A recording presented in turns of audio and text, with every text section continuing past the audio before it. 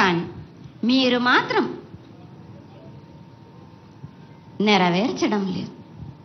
అమ్మా, నిన్ను తల్లిగా భావన చేసి ప్రతి ఏటా ఇన్ని లక్షల మంది ఇన్ని వేలు లక్షల కొబ్బరికాయలు కొట్టి నీకు కావలసినవన్నీ ప్రత్యక్షంగా పరోక్షంగా అన్నీ నీకు సమర్పించి ఎంతో ఘనంగా ఈ యొక్క జాతరని నువ్వు మా తల్లివని అన్ని కులాల వాళ్ళు, జాతుల వాళ్ళు, మతాల వాళ్ళు ఎంతో తృప్తిగా చేస్తూ ఉంటే ప్రతి సంవత్సరం నువ్వు ఏదో ఒక కొరత కొట్టి గిడ్డల్ని ఎందుకు తల్లి బాధిస్తావు?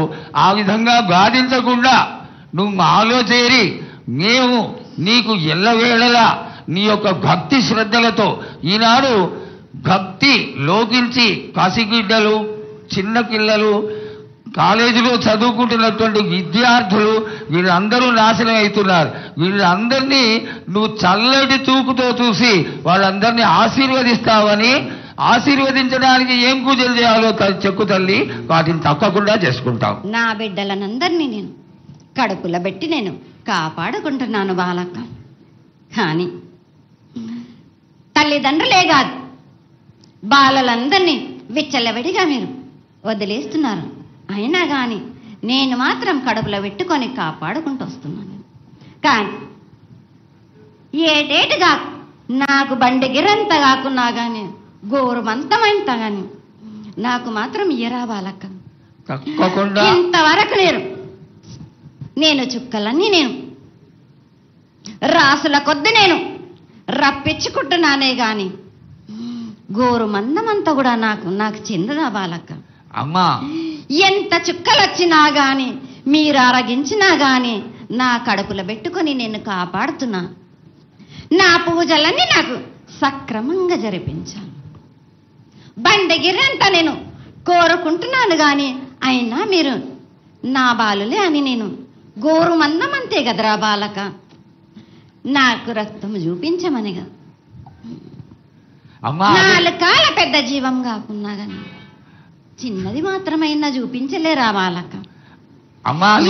ఏడు నేను ప్రతి ఏడుకి ఏటికేటికి నేను నా కొల్లారికి నేను చుక్కలు రప్పించుకుంటూనే ఉన్నా. నేను ఇంతవరకు కూడా నాకు చూపించడలే, మీరు ఆరగించడానికే కదరా బాలక. అమ్మా, నీ ప్రసాదంగా ఆరగిస్తారే తప్ప అది దాని మీద ఉన్నటువంటి వ్యామోహంతో కాదు తల్లి. కానీ మొట్టమొదటే ఒక మాట చెప్పా తల్లి, ప్రత్యక్షంగా కానీ పరోక్షంగా కానీ నీకు జరిగే ప్రతి పూజ నేను దగ్గరుండి చేయిస్తున్నాను తల్లి. నువ్వు సంతోషించి ఆనందించి మమ్మల్ని ఆశీర్వదించాలే తప్ప నీ కోపాన్ని తెలియజేయరా తల్లి. నా కోపానికి మీరు బలి అవుతారు బాలక్క.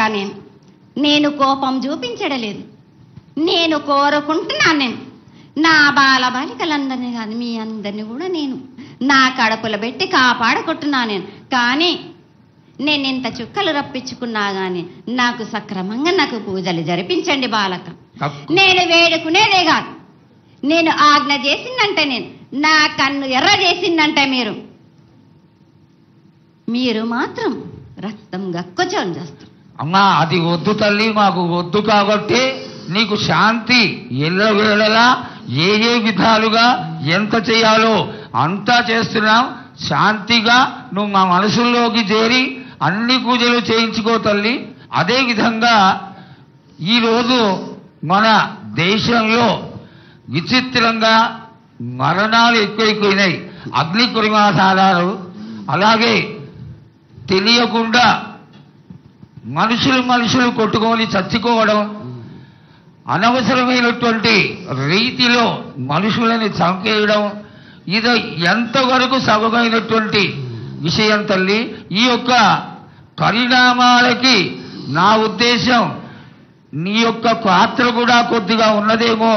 ఎందువల్లంటే పుట్టించేది, జీవించేది, మరణించేది అన్నిటికీ కారణమైనటువంటి నువ్వు, నీ ఆశీర్వాద బలం మా పైన తక్కువయ్యి మాలో ఈ విధమైనటువంటి మరణాలు సంభవిస్తున్నాయి.